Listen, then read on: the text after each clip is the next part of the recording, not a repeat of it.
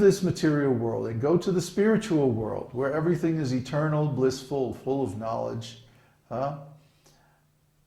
ultimate happiness does not exist in this material world. The only happiness there is in this material world is called flickering. Sukhalam dukkhalam.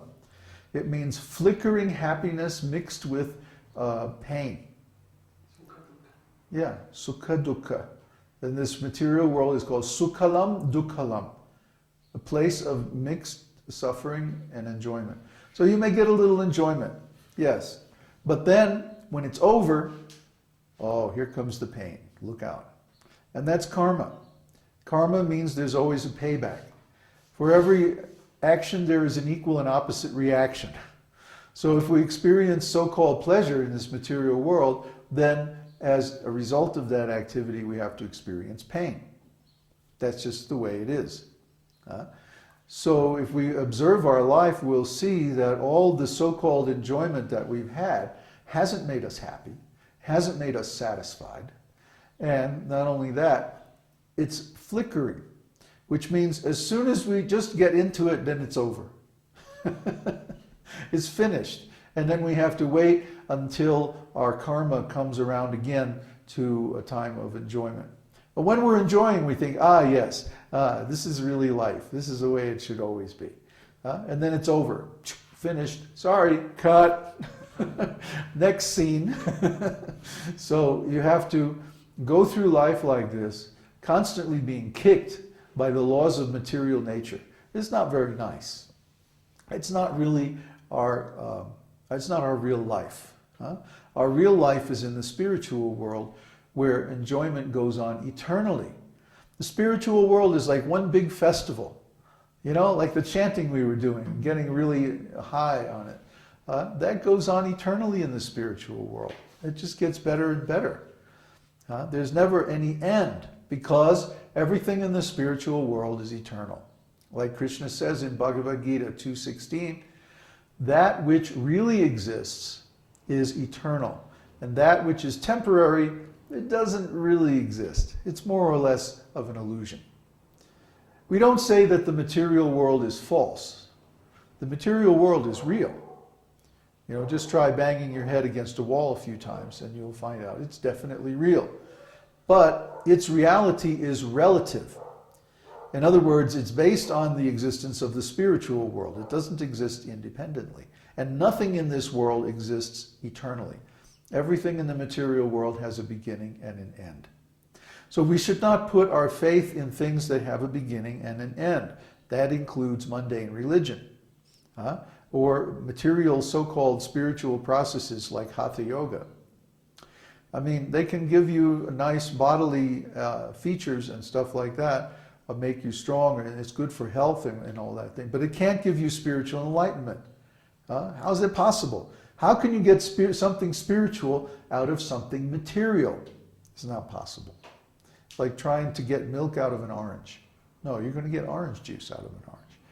So when we work in this material world with our material senses, unless the work that we do is in relation with Krishna, then its result is going to be temporary and material. But when we work with the same body, mind, and senses in relationship with Krishna, this is called karma yoga. Karma yoga doesn't mean like being a nice guy and giving charity, you know, giving $5 to the Easter Seals charity or something like that. But it doesn't mean feeding children in poor countries and stuff like that. That's not karma yoga. That's material charity. And material charity, just like anything material, is controlled by the modes of material nature. So its result is also material. But when we offer food to Krishna, that's spiritual. Or when we dedicate our time, energy, resources, and so on to Krishna's service, meaning spreading this esoteric teaching and practicing it too, then our work becomes spiritual because it's in relationship with Krishna. It's in relationship with God. Okay? So just having a little religious service and then distributing food, just doing a little chanting and then maybe a little talk like this about the philosophy, and then having a nice meal or something like that. That's spiritual. That's karma yoga. Okay? One should use one's resources, time, and energy to support the mission of Krishna, to accomplish the purposes of Krishna, as stated in Bhagavad Gita. And what is his purpose? Manmana bhava madbhakto madhyaji magnamaskuru. He says, always think of me and become my devotee. Worship me and offer your homage unto me. Because you're always giving your attention to me, then surely you will come to me, he says. So he also says that what you think of at the time of death determines your destination in the next life. So what do we think of at the time of death? Well, has anybody ever read about near-death experiences? Well, what happens? The person sees their whole life flash before their eyes in a few seconds. So what are we going to think of at the time of death? We're going to think of everything that we did in our whole life. Every impression, every act, every experience that we had in our whole life is going to pass before our mind's eye at the time of death. So if our life is full of mundane activities and material impressions and just plain old physical work, then at the time of death, that's what we're going to think of.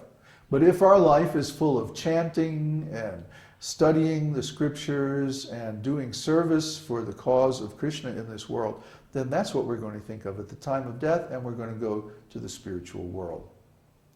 So that's our process. The process is very simple, actually. It's simple for one who is sincere. If someone's not sincere, then, oh my goodness, it gets very complicated. But for someone who's sincere, it's very simple because it's based on love. What is love, really? Love means service. If I say, oh, I love you, what value is that? It's just a sentiment. And tomorrow I could decide, oh no, actually I love somebody else. So what's the value of that? But if someone gives service, then we know their love is sincere. So we meet many people who say, oh yes, yes, I love Krishna, yes, yes, very nice. But then are they giving service? No. Are they sending donations to help us establish our preaching activities? No. Are they traveling, all across the world like Florian did, come all the way to Mexico just to work with us? No. What are they doing?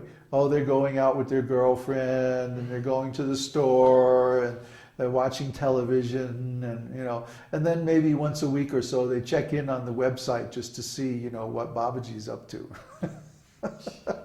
Well, this is a spectator sport. This will not help you.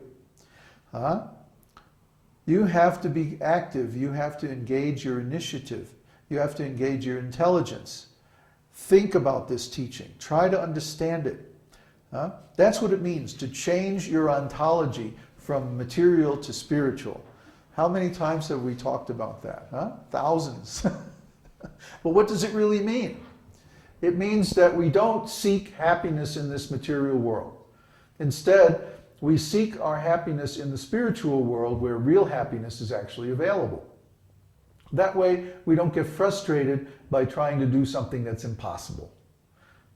Material happiness is impossible. It's very fleeting. Here today, gone tomorrow. A fool and his money are soon parted. These are all material sayings. But they're true. They have a grain of truth in them because they illustrate the temporary nature of material happiness. Easy come, easy go. How many times have we heard that? So if someone takes this teaching very casually, like entertainment or something like that. Oh yeah, I'm just going to go to the website, watch a couple of videos, and then, go out with my friends and whatever. That's not going to help you. What will help you is if you take these instructions very seriously, start this chanting process, and absorb as many impressions of transcendental quality as possible. That will really help you. That will change your consciousness.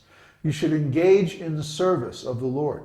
Engage in service of the spiritual master and actually push on this process or this mission that we have to bring this truth to as many people as possible.